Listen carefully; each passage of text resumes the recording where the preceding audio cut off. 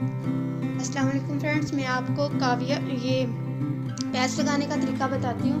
पहले मैंने आपको बताया था काविया कैसे करते हैं। अब इस काविया किए हुए पैच को शर्ट पे कैसे एडजस्ट करते हैं। इसको सारे पैच को ना ग्लू की मदद से चिपका लेना है।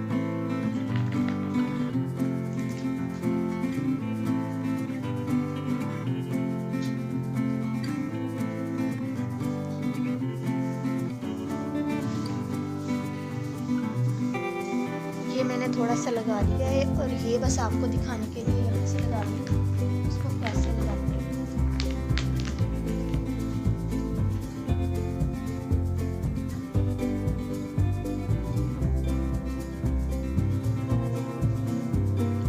इसको इसी तरह सारा चिपका लेना है।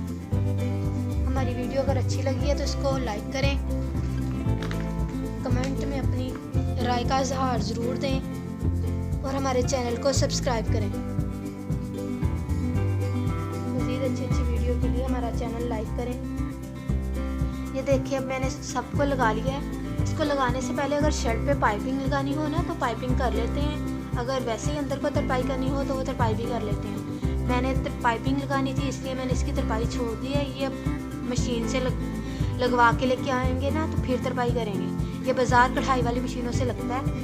ये सारा इसी तरह इसको खुश्क होने के लिए छोड़ देना है।